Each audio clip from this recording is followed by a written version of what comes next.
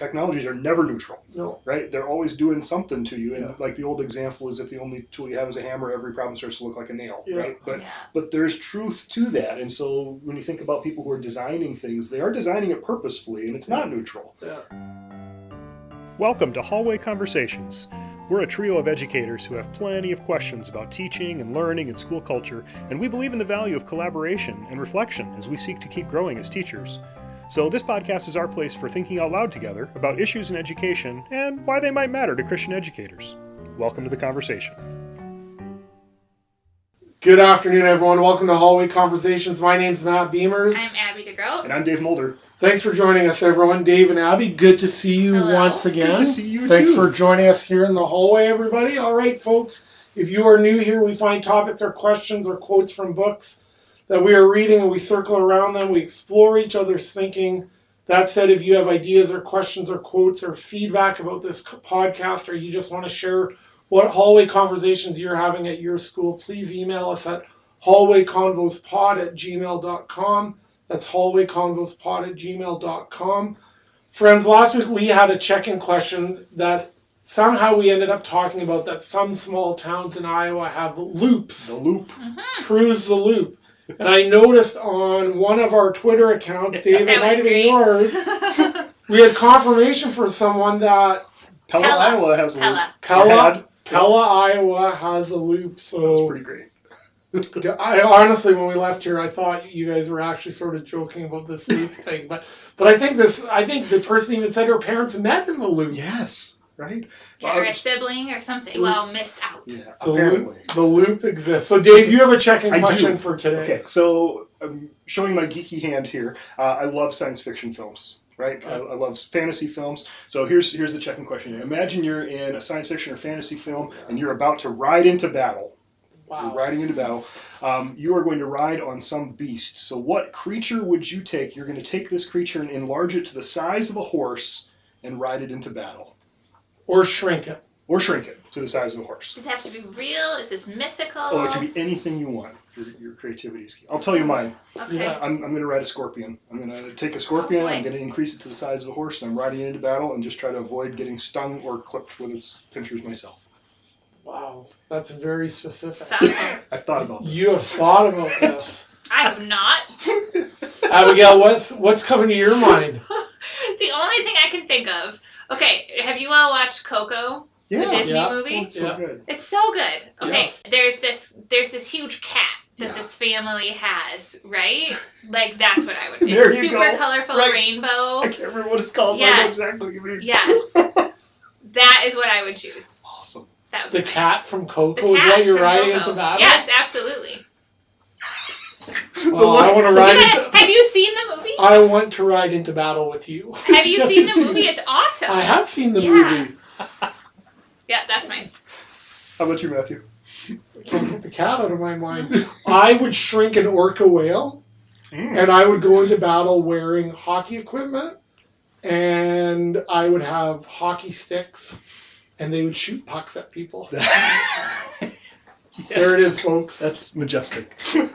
That is more majestic Does than this now riding say a cat. something about us? I'm a little Yeah, worried. totally. about Maybe we should just stop right now. Psychoanalysis. A scorpion, a cat, Yeah. and a killer whale. I feel like cat is too. It's like a leopard. Yeah. Yeah. It's a It's ferocious like a leopard. beast. It's not It's like not a. a It's leopard. not like a cat. It's like a huge jaguarish leopardy. Does it roar? Okay, anyways. Yes, there's roar. There is definitely roaring. Roaring. Hard, Perfect. that's a hard word to say. Yeah. Roaring. All right. All right. So I have a question today from a listener, and this is coming from Joseph in California, and he emailed me. And in full disclosure, Joseph is a recent graduate from our Master of Ed program, and so I taught him. He's brilliant. He's fantastic. We love you, Joseph. Yeah. He reached out to me because he's in his first year as an ed tech specialist for a K-12 school, and he had a question for me. So I'm just going to read a piece of his email to you. He said this was fine, by the way, to bring this to the podcast. Okay. Our K-12 school has been having a lot of issues this year with how our students use their school laptops. Namely, students are using them to look at all sorts of inappropriate stuff while at home, and many are using them super late into the night for a variety of reasons, even including schoolwork. This is most prevalently a problem at the middle school level, but students at every grade level exhibit at least some of these behaviors.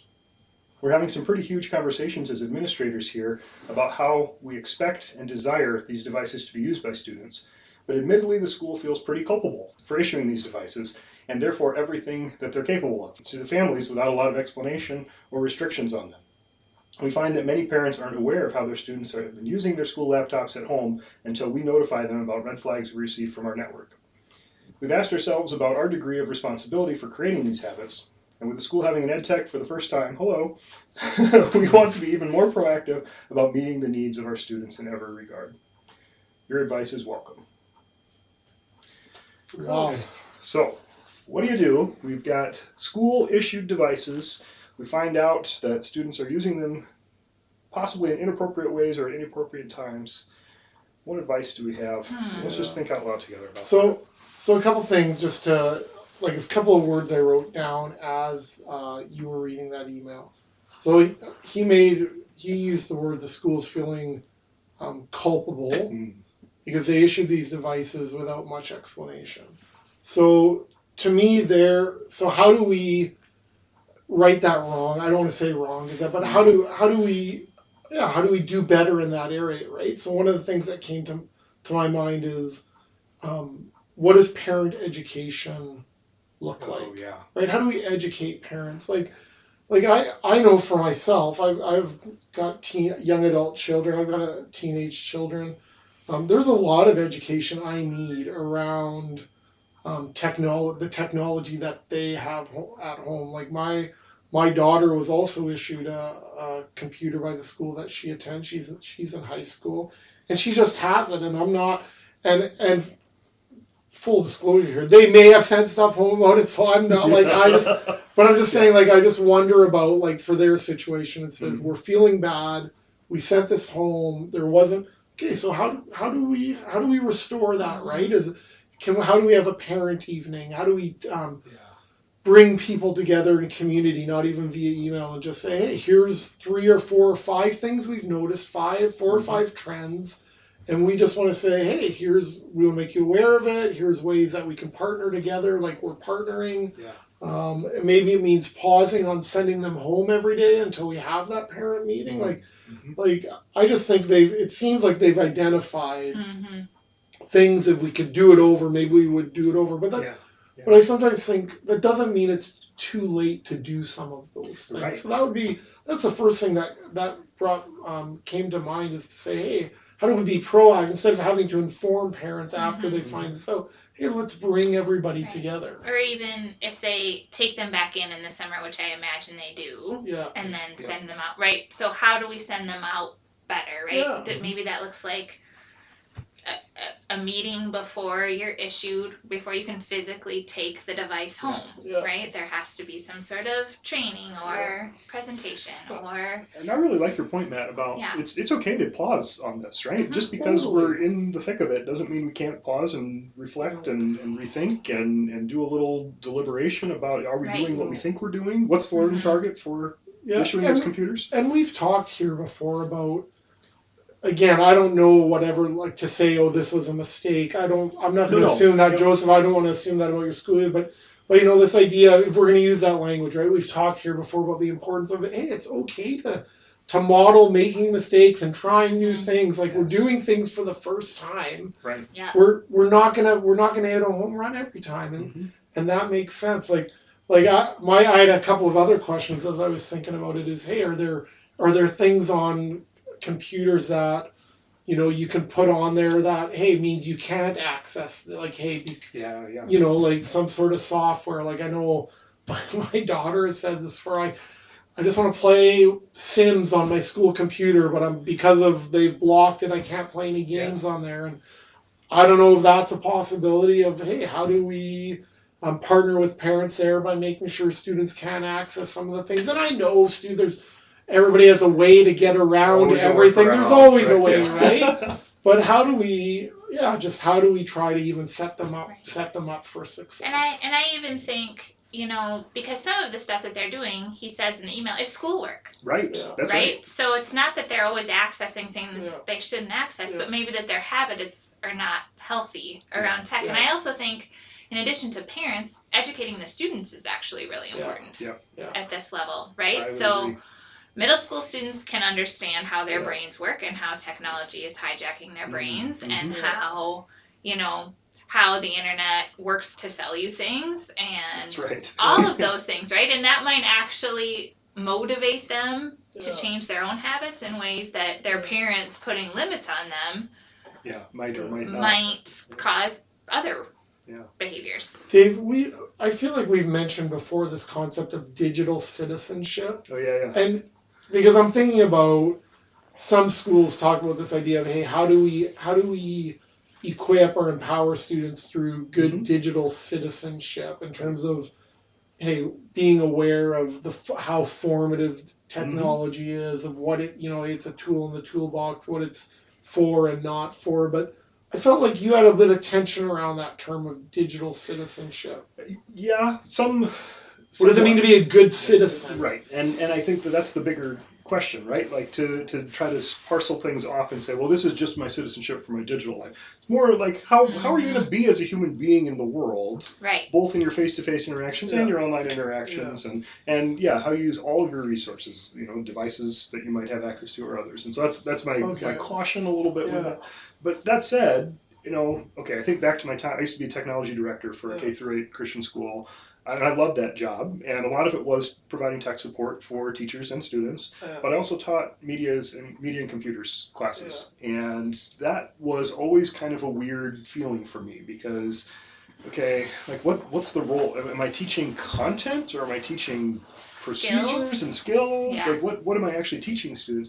And so I tried to always connect the projects I was doing in that class to things they were doing in content areas, and so we tried to make real content area projects, but then I would just teach them the tech skills and then give them the time to work on it and develop it.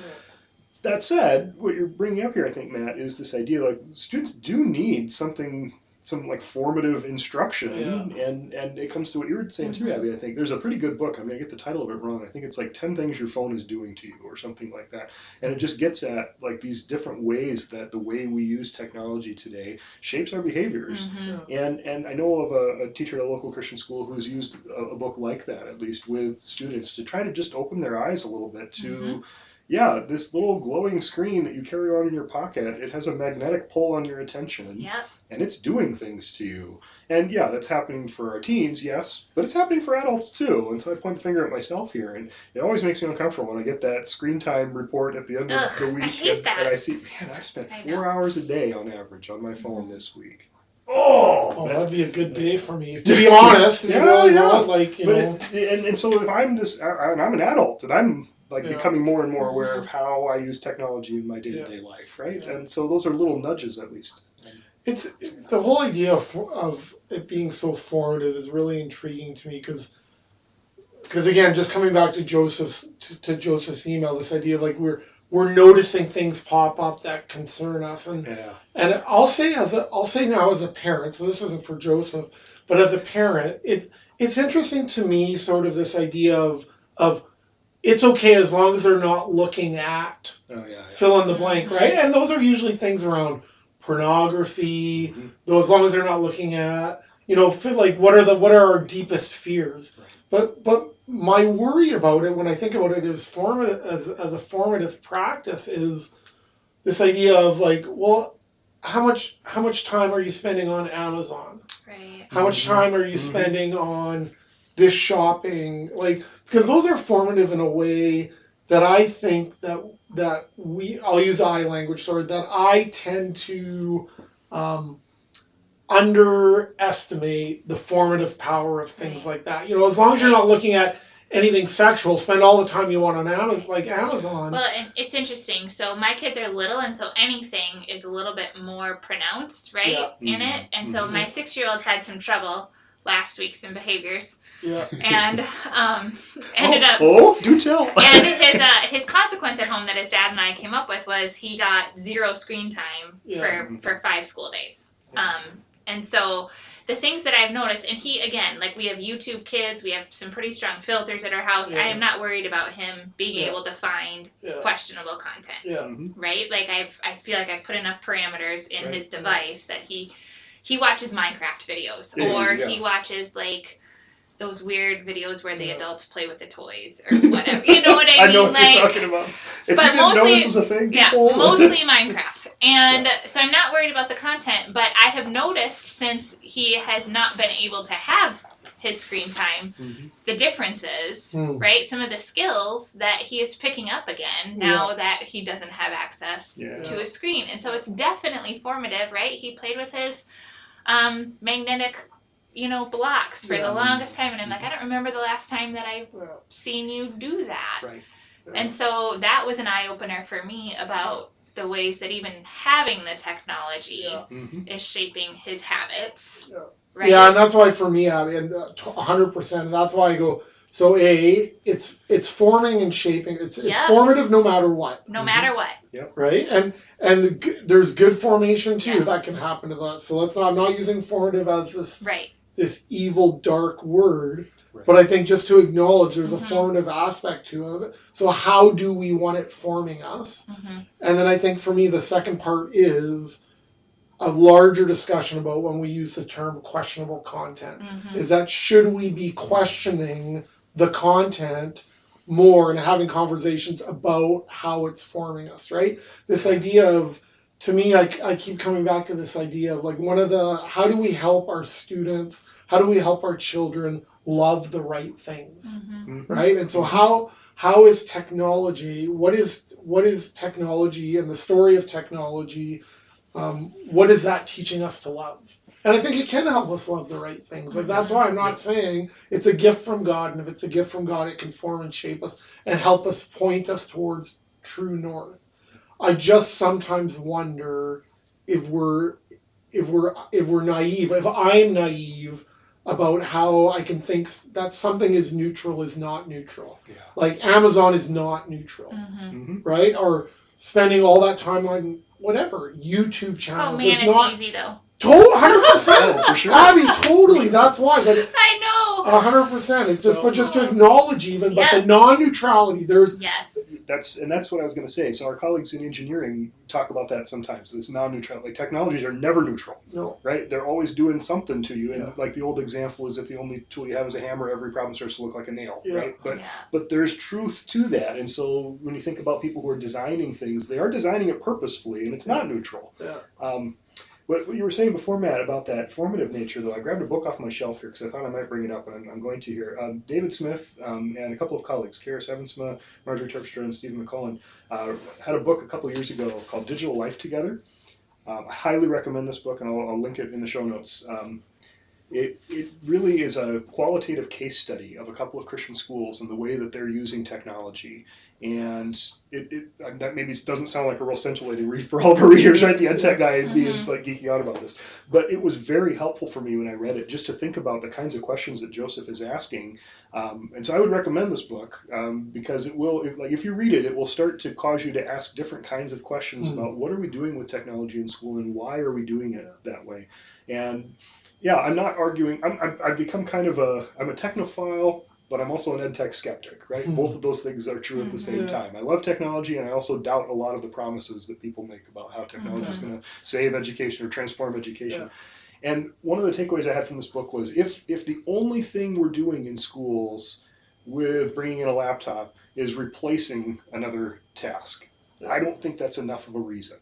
So if I was going to have my students handwrite notes versus type their notes, and that's the only thing, that is a terrible reason to have everybody have a laptop, right? Yeah. If there's something that the technology allows me to transform some part of my teaching practice, then we should have a conversation about that, right? Like, are there things? So I guess that would be my big challenge for the educators out there. If you're going to think about using digital technologies and bringing those into your classroom, how are you bringing it in? And if it's just substituting one technology, pencil and paper, for another laptop, that's probably not enough of a value add to warrant doing something like that. Yeah, but I would then also go as far to say for school leadership who wants to move towards one-to-one technology, you should not and cannot do this. And I've been a principal in school that has made, I think we made the decision, and the mistake we made was we didn't give enough support and resources and professional development to teachers. Yeah. We did kind of what what Joseph is talking about, hey, we did this to parents, like we feel culpable. I look back now and feel some culpability about we're going to one-to-one teachers, you make this work without giving the training. Right. Now some of them did it well, but others it's like how do I do this well? Yeah. And I think we were culpable of that, of saying, so I think, what does it mean, so as a school leadership, what does it mean to partner with our teachers to set them up for success for the sake of student learning? But then how do we also partner with parents, right? So if I'm thinking specifically of Christian schools, I'm thinking about this idea, we are partners, and I think it's true of in public schools too, we're partners in these children's education, right? Mm-hmm. Yep. And in the end, I'm a big believer that parents are the primary educators of their children. And if we're partnering with them, but we see them that way, then we have to also set our parents up for success. So I would say, like for Joseph, even just to say, hey, like to ask your parents, what do you need from us to help you succeed in this?